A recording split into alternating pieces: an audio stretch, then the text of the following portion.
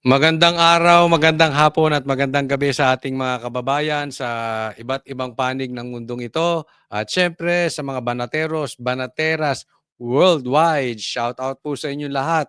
Pati na rin po sa mga kababayan natin sa iba't ibang panig ng bansang Pilipinas. Kamusta naman po kayo at sana ay kayo'y patuloy na umaasa sa Diyos na tayo ay may pag-asa pa rin bagkus ganito ang nangyayari sa ating bansa, 'no?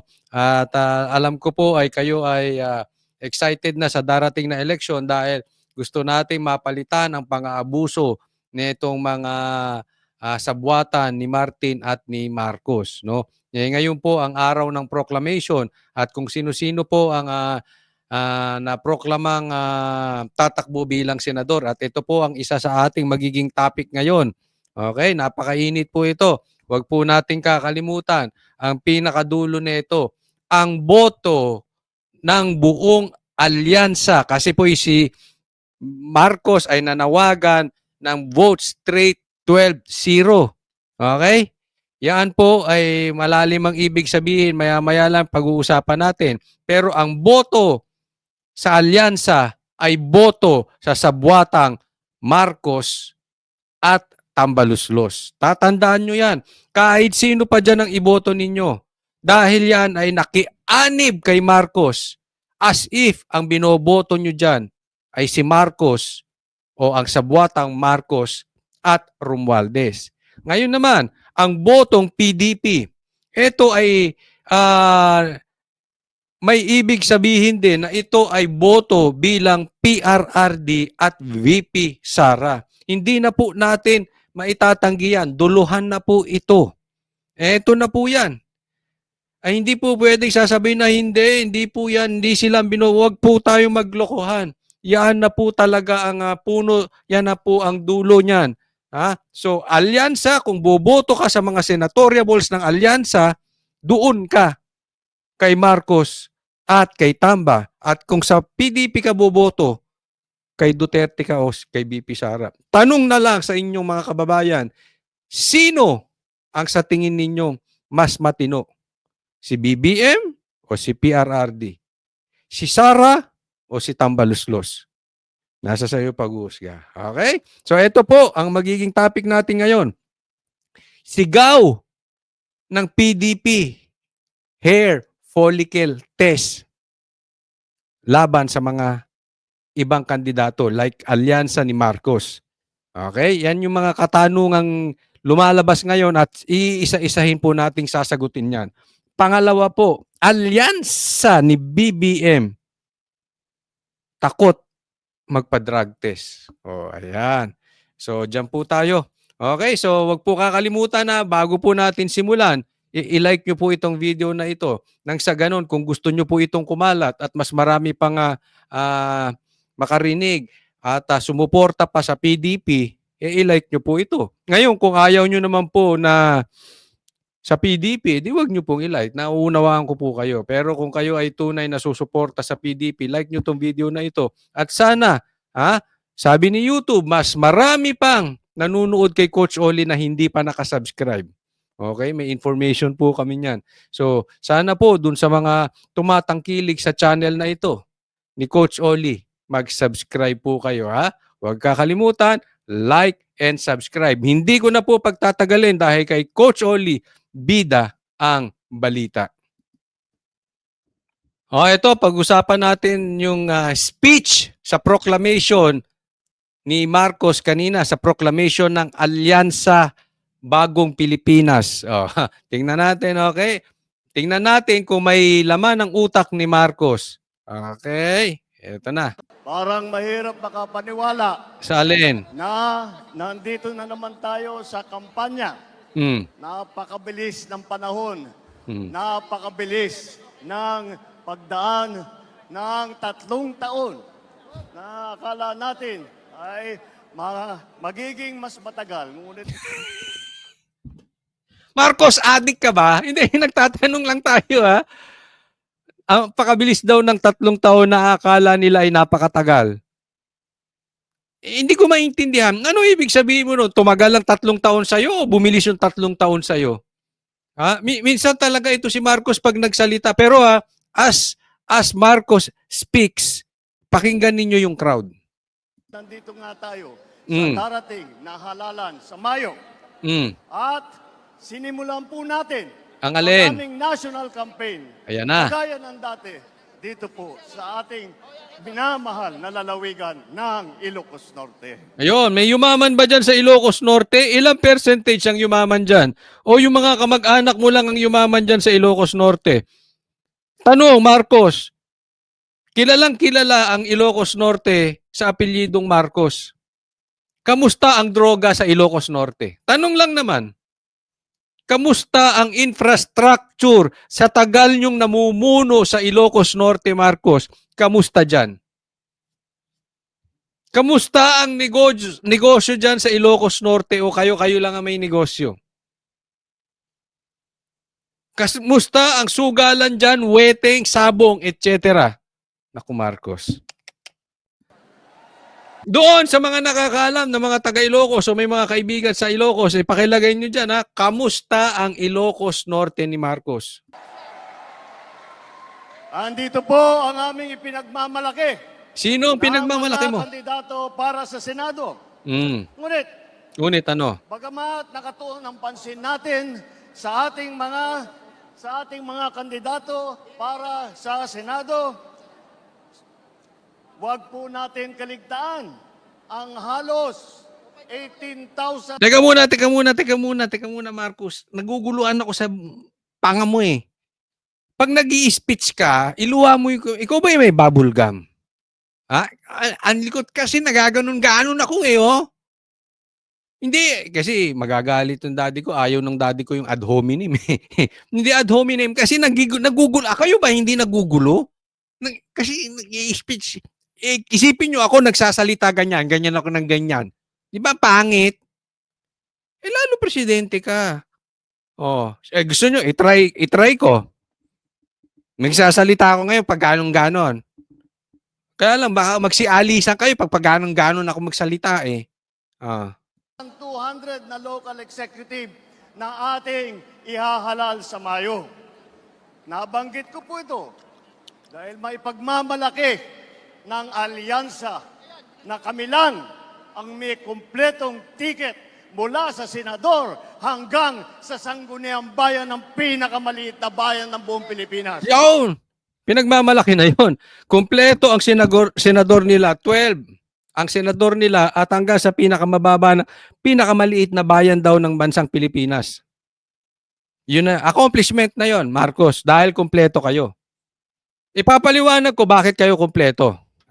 Wag na tayo maglokohan, derechahan tayo. This is midterm election. Lahat po ng midterm election, malakas ang pagsanib ng mga tao, ng mga politiko doon sa partido ng presidente. Bakit? Nasa kanila makinarya, nasa kanila ang pera, nasa kanila ang power, nasa kanila ang posisyon, nasa kanila ng lahat. That is midterm election. Ay wag po sana nating niloloko taong bayan. But it doesn't mean na dapat pinagmamalaki yun. Paano kung kompleto nga kayo? Yung isa dyan, mangga. Halimbawa lang yung isa dyan, balimbing. Yung hindi, daming balimbing eh. Yung isa dyan, nag-TNT sa US. Halimbawa, ganun lang. Yung isa dyan, magnanakaw. Yung isa dyan, katulad mo, pag ganun-ganon ng bibig, nalilito na ako. Okay yon? Basta makumpleto? Hindi. Quality tayo. Kahit 3 lang. Halimbawa, 3 lang ang partido mo. Pero kasing gagaling ni Pastor Kibuloy, kasing gagaling ni PRRD, kasing gagaling ni BP Sara, doon na ako. Kaysa sa 12 na dati ng politiko na hindi naman naayos ang bansang Pilipinas. Anong bagong Pilipinas? Puro luma yung kandidato mo. Naayos ba tayo ng mga yan? Sinong nakaayos dyan sa mga yan? Sino sa kanila ang naayos nila ang kanilang syudad at nabawas ang droga?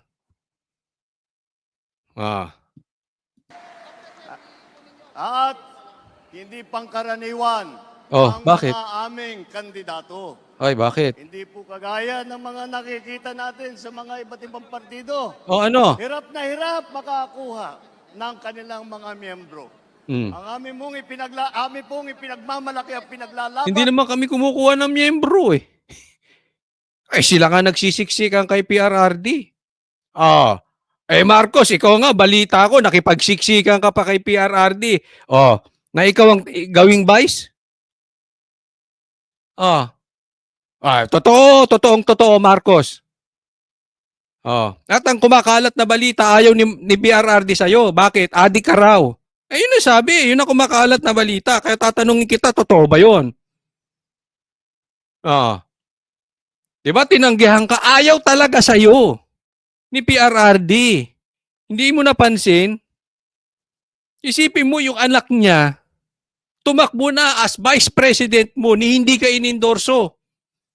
Buti pa nga yung kamay ni Banat Bay tinaas eh. Ikaw nagpapataas ka ng kamay, hindi itinaas. Ah. Totoo o totoong totoo? Mamili ka. Ah, yan ang totoo dyan. Sila nakikipagsiksikan, hindi na hirap makakuha ng miyembro. Namimili ng miyembro. Eh, aanihin mo, 12 nga, adik naman. Ay subok na at matagal nang nagseserbisyo sa publiko. Yun nga ang masakit nun, Marcos. Hindi ko sinasabing adik yung mga yan, ha? Ulitin ko, baka ma-misinterpret tayo. Ang sa akin, ito. Ang tagal na nagsiservisyo, Marcos. Hanggang ngayon, mahirap pa rin ang bansang Pilipinas. Pinanganak ako, mas hirap na ang bansang Pilipinas. Ilang taon na ako, mahirap pa rin ang bansang Pilipinas. Sa katunayan, pahirap ng pahirap. Marcos, Japanese ka ba? Teka muna, ba't nawawala na yung mata mo? Hindi, napansin ko lang, na-distract kasi ako, parang nakapikit na eh. At sabihin ko sa inyo, pahirap na pahirap tayo. Yung OFW ba natin nababawasan dahil nagkakaroon ng trabaho sa Pilipinas? Hindi. Nadadagdagan. Bakit? Walang trabaho dito eh. Tapos ipagmamalaki mo, dati na nanilbihan niya mga yan. Kung ako, presidente at ganyan ang partido ko, hindi ko ipagmamalaking datihan na sila. Mas gusto ko pang ipagmalaki yung bago. Na dati nang may ginagawa, kaysa ipagmamalaki ko yung datihan na hindi naman tayo naayos. Buang ka ba? Bakit ipinagmamalaki mo yung pangit? Alam mo, hindi ko maintindihan ang thinking nito si Mar. Anong kapag malaki-malaki sa may mga pangalang politiko na hindi naman naayos ng Pilipinas? Yan nga malalaking pangalan ang nagnanakaw sa bansang Pilipinas kaya tayo hirap na hirap. Hindi ko sinasabing sila. Pero sino sa kanila ang nakapagbago ng Pilipinas? Kasi boboto na dito lapid. Gusto mo iboto na naman natin? I mean, Marcos, anong gusto mo iboto na naman natin? Anong nagawa niyan? Di ba? Hindi po ay naaawa rin po ako minsan sa ating mga katunggali dahil nagmamakaawa para makakuha ng mga malalakas at magagaling na kandidato. Magdroga, ay. Di tulad ng iba, amput lang ang kandidato. Dito po, buo kami. Hindi lamang buo sa numero, ngunit buo ang loob para ipaglaban ang kapakanan ng bawat Pilipino at ang buong Pilipinas. Ay, ganon. Palakpakan. Buo kayo. Marcos, sinabi mo na yan. Ano ang pangako nyo nung tumatakbo ka? Anong pangako mo? Kasi pinagmamalaki mo, buo kayo eh. Alam mo yung broken family. Ganyan pa sinasabi mo, buo kayo pero hindi. Huwag tayo maglokohan, Marcos. Anong pangako mo nung eleksyon? Uniteam. Dalawa lang ang pangako mo, uniteam tsaka pagkakaisa. United ba kayo? Bilang ama ng bansang Pilipinas, dahil ikaw ang presidente, ikaw ang leader that you see to it na yung pinangako mo na unity, magagawa. Nangyari ba? Hindi. Buwag. Ngayon, kayo-kayo naglalaban. Pangalawa, yung pagkakaisa. Bilang ama ng bansang Pilipinas, na panindigan. Kasi para kang ama ng pamilya, dapat pag may binitawan ka, magunaw na ang mundo pag may binitawan ka sa anak mo, gagawin mo. Kahit balik-balik ta rin ang mundo, gagawin mo. Tanong, ginawa nyo ba yung pagkakaisa? Now you are telling us buo kayo. Ano na namang pambubudol yung sinasabi mo sa bansang Pilipinas? Ako, pupusta ako sa inyo. Mga kababayan, tingnan nyo lang ha, hindi ako tama. Hindi ako laging tama. Pero ito ako, pusta ako sa inyo. Etong mga ito, hindi magpapadrug test. Kaya nga, may mga yan ang sigaw ng mga PDP, mga nagme-mensahe sa akin, mga PDP supporters. Coach, hamunin nyo ng hair follicle test to. At bukas, Thursday, a-attend ako. Kung makakausap ko si PRRD, a-attend ako ng proclamation ng PDP. Kung makakausap ko, isasuggest ko, hamunin niya mga yan ng hair follicle test. Pupusta ko, hindi sila papayag. Kasi baka mamaya meron diyang mga adik. Or kung hindi adik, takot magpa-drug test. Bakit? Dahil ayaw mo magpa-drug test, Marcos. Dahil takot ka magpa-drug test. Yun ang totoo niyan. Dahil takot ka magpa-hair follicle test, hindi lalaban yan for the sake na hindi ka ma-offend. Kasi isipin mo, nagpa-hair follicle test yung mga yan. Ikaw hindi.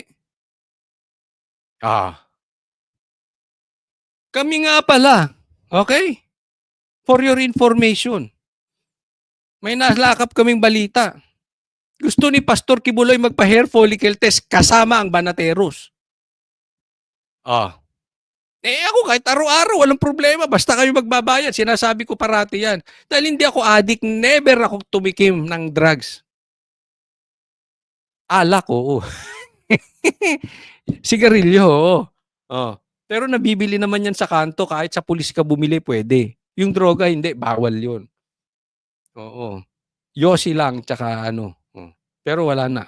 Tagal na akong di nagsigarilyo. 2015 pa yung last stick ko.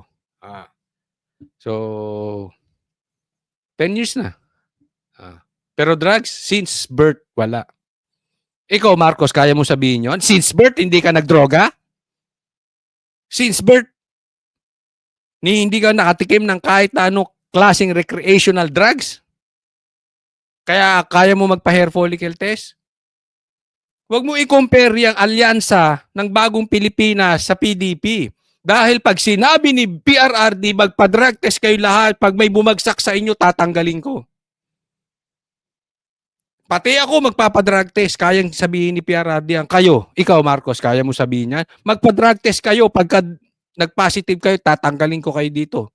Pati ako magpapadrug test. Kaya mo, Marcos? Hindi, pustahan tayo, hindi mo kaya. Real talk lang po.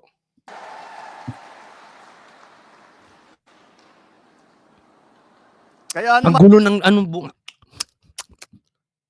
ganong-ganon eh. Pag nag-i-speech, hindi nag-bebel gum. nakita, nagtataka nga ako, parang yung mga iba na naging kandidato, nag-deliver lang yata ng suka, nabigyan na ng certificate of... Ay, ang yabang.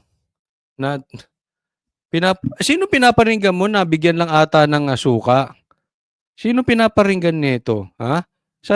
Ang pinaparinggan mo ba si Castro? Kasi si Castro talagang parang pinabili lang ng suka, naging congresswoman eh. Pero excuse me ha. Alam mo yung binitawan nito ni Marcos na parang pinabili lang ng suka? Yaan ay salita ng isang... Ako pwede ko sabihin yan. Sa mga ordinaryong tao katulad ko, pwede yan. Pero bilang presidente, that is uncalled for. Presidente ka, magsasalita ka ng parang pinabili ng suka. Mata pobre ang presidente nyo. Mata pobre. Kasi yung mga yan, yung mga elitista, mga alta sa syudad, ang tingin nila, pagka hindi ang apelyido mo ay hindi mga traditional politicians, mga trapo na magnanakaw, tingin nila, mababang klase kayong lahi. Hindi nyo alam na ninukluhod kayo sa Duterte. Hindi ka mananalo not because of Duterte. Dati, bago naging presidente si PRRD, kulelat pa nga siya sa, sa survey. Yes, matunog ang Duterte pero hindi kasing tunog ng Marcos. And yet, nanalo. And yet, nagpupumilit ka. Kaya huwag kayo nangaapi ng taong bayan, ha?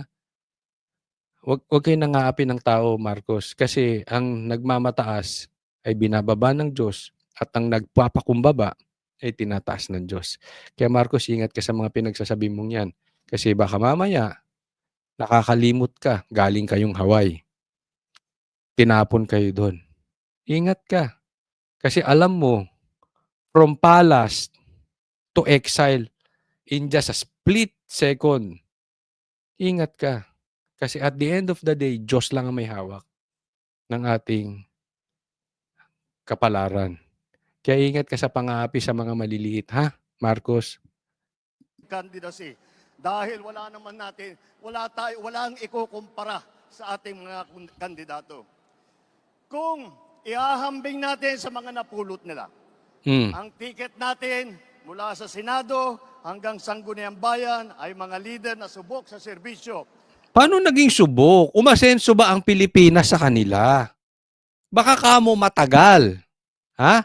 Hindi ibig sabihin matagal is quality. Tenure doesn't mean effective. Kung patagalan ng usapan, Marcos, isa ka sa pinakamatagal na politiko. Naayos mo ba? Eh yung panga mo nga, hindi mo maayos. Yung buhay mo nga, hindi mo maayos eh.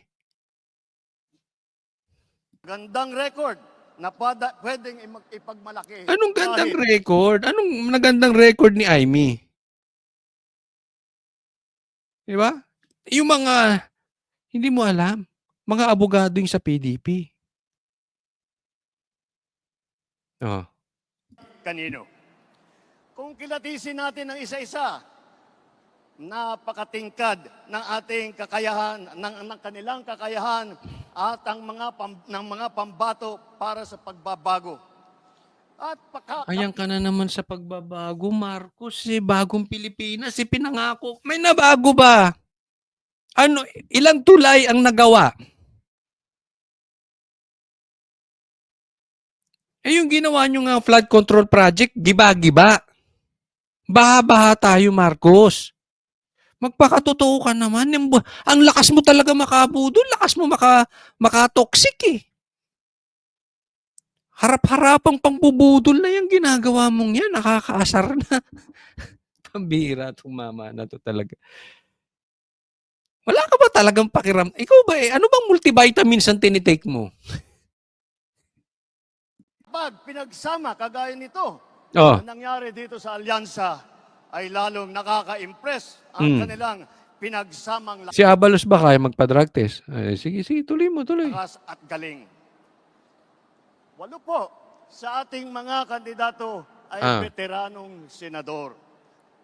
Palitan ko na lang, matagal ng senador kasi pag veterano baka akalain nila ng Yun yung sinasabi ko eh, matagal ng senador. Ano nang nagawa?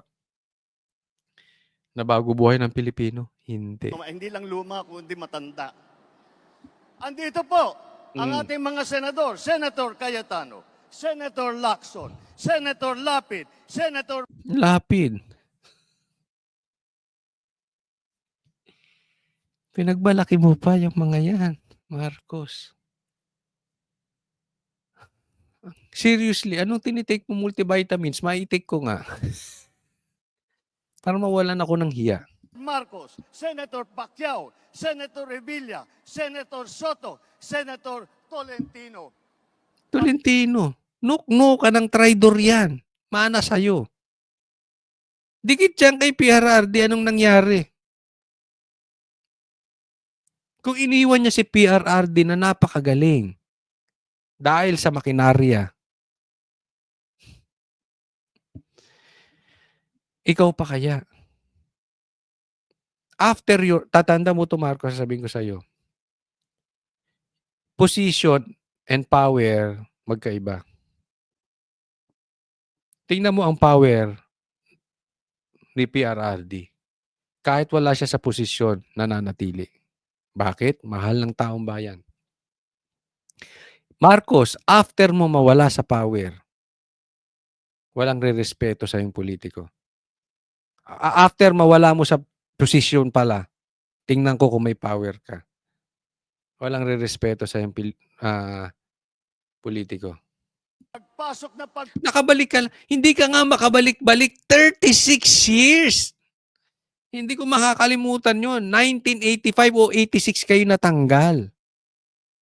Nakabalik ka lang ng 22 because of Sara. Masakit, no? But that is reality. Hindi makakabalik ang Marcos kung hindi dahil sa Duterte. Kung hindi dahil kay Sara. Sa kangkungan ka ulit pupulutin, talo ka ulit Marcos. Ni hindi ka nanalo kay Lenny. Ni even before the election, hindi ka umabot sa survey kay BP Sara. Masakit, pero totoo. pasok po sa Senado ng mga re-electionist sa Senado ay wala na pong OJT. Hindi na mag-aaral. Alam na nila ang trabaho. Alam na nila ang pangangailangan ng Pilipino. Alam na nila. Alam nila ang trabaho, alam nila pangailangan ng Pilipino. Pero ang inaatupag, pamumulitika. Ulitin ko, bakit may nangyari ba sa Pilipinas? Ang gagawin nila upang gawin at idala sa ating mga kababayan ang kanilang pangangailangan. 7 naman ay nanggaling naman sa Kongreso na subok sa batasan. Andyan po ang mga Congressman Abalos, Congressman Binay, Yan ang sabi ko, Abalos. Binay. Congressman Cayetano, Congressman Marcos, Ito na, yan, Cayetano, Marcos. Ako, hindi ko alam kung anong nangyayari sa Cayetano. Congressman Pacquiao, Congressman Tulfo, Congressman Villar. Kitang-kita po naman natin na ito lahat ay sanay na sanay, subok na subok at matagal nang nagpapakita ng galing. Hindi na bagito sa pagpanday ng mga batas. 4 ang nagsilbi sa kabinete, humawak ng cabinet rank na posisyon. Si Abalos, Kaya mo sabihan si Abalos magpa-drug test? DLG Secretary. Si Tulfo, nag-DSWD Secretary. Lacson ng Yolanda Rehabilitation Commission. Tolentino, siyang namuno ng MMDA. Ngunit, sa kanilang katungkulan, ay hindi lang po sila parelax-relax. Tingnan nyo po ang kanilang mga record at makikita po ninyo na sila ay nakagawa ng magandang pagbubuti para sa kanilang mga kagawaran. Tatanungin kita ulit, Marcos. Ang alyansa ba ng Bagong Pilipinas ay handa o takot magpa-hair follicle test? Tayo mga kababayan, ha? Isigaw natin yun. Hindi, ako talaga, seriously, kung may pagkakataon makausap ko si PRRD sa Thursday, kasi baka magkita-kita, talagang tatanungin, isasuggest ko yun, hair follicle test, buong PDP. Nang sa ganon, mapilitan tong mga to. Ay kayo ba, gusto nyo ng adik na politiko? Hindi sa nagbibintang tayo. Pero responsibilidad natin mga Pilipino na itulak yung drug test na yan. Diba? Hindi dahil nasa batas. Kung hindi, para ipakita sa Pilipino na ikaw ay hindi adik. Simple lang naman. Magkano lang naman ang drug test? Huwag mong sabihin, Tito Soto, hindi ka magpapadrug test ngayon. Bakit? Nagpa-drug test kayo nun eh. Alam ko yan. Blinag ko yan eh. Nagpa-drug test ka rin, Lacson, di ba? Pati ikaw, Pacquiao, nagpa-drug test. Nung kalaban nyo sa bilang presidente, eto hindi nagpa-drug test. Bigla na lang may lumabas sa St. Luke's. Alam ko yung magic nyo nun. Remember, kaklase ko si Attorney Vic. Huwag tayong maglokohan. Oh, ang sa akin lang, eto. Baka ngayon ayaw nyo magpa-drug test. Hindi ko sinasabing mga adik kayo. Pero baka mamaya, bine-baby nyo yan si Marcos, kinukonsinti nyo dahil takot sa drug test. Magpa-drug test din kayo. Lacson, Tito Soto, Pacquiao. Alam nila ang government work galing sa kabinete. Hindi lang dada, pero gawa. Isa ka pa. Ikaw pa. Coming from you, ha? Hindi dada, pero gawa. Marcos, ano nangyayari sa iyo? Ano nangyayari sa Pilipinas ngayon? Eh di ba puro ka lang dada? Pumunta ka ng pumunta sa ibang bansa, Marcos. Sabi mo mag-uuwi ka ng proyekto dito at negosyo. Bagsak pa rin ang ekonomiya natin. May pumasok bang negosyante?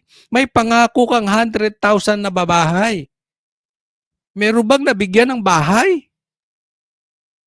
Pangako ka na 20 pesos na bigas.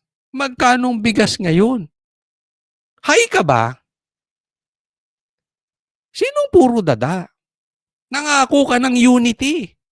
Nangako ka ng pagkakaisa. Nagkakaisa ba ang bansang Pilipinas? Kaya nga nagdududa ang mga Pilipino kung high ka o ano eh. Kasi kung ano-ano pinagsasabi mo, takot ka pa magpa-hair follicle test. Anong iisipin nila? Pambira naman talaga tong tao na to.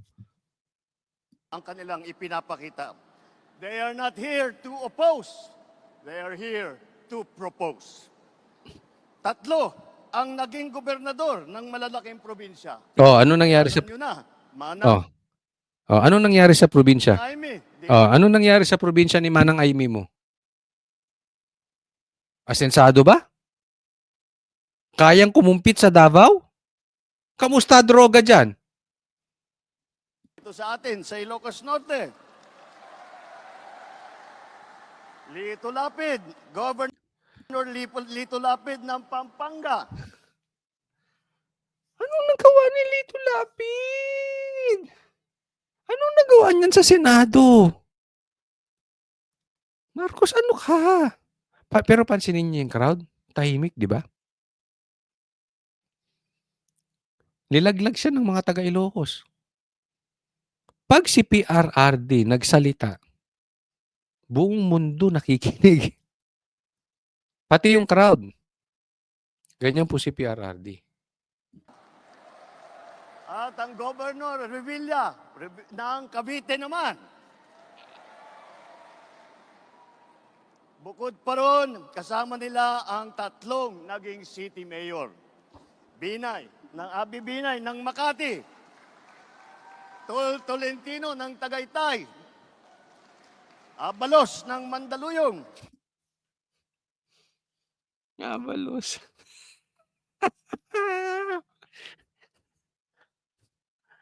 Alam mo lang pumapansin na dito? Grabe, daming pera nito, daming billboard. Wala to, hindi mananalo to si Abalos. Masyado lang pilingero. At huwag natin kalimutan na si Tito Sen, Senator Soto, ay naging vice mayor din ng Quezon City. Hindi rin po tayo nagkukulang Sana magpa-drug test ka, Tito Soto, ha?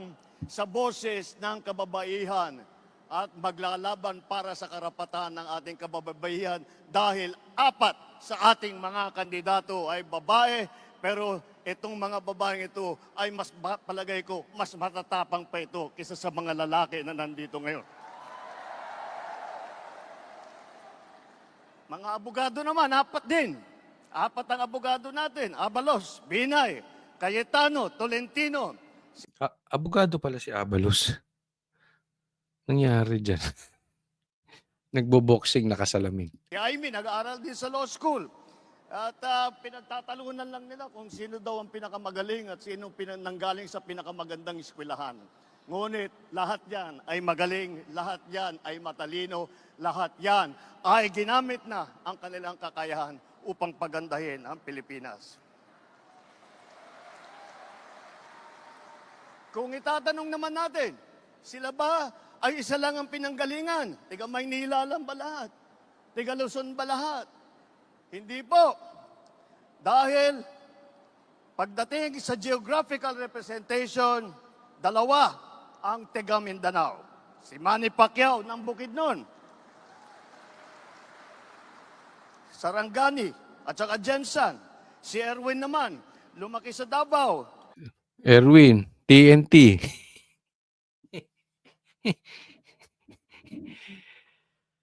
Ay, naku Marcos. Well, anyway, ayan na po tayo eh. Ayan na siya. At sabi ko nga, dito na tayo sa punto na we really have to decide. Ako talaga, una pa lang, hindi ako pabor sa mga vote straight na yan. Hindi ako pabor talaga dyan. Pero ngayon, ako sasabihin ko na sa inyo, ako'y nagsasuggest na vote straight PDP. Dahil talagang grabe.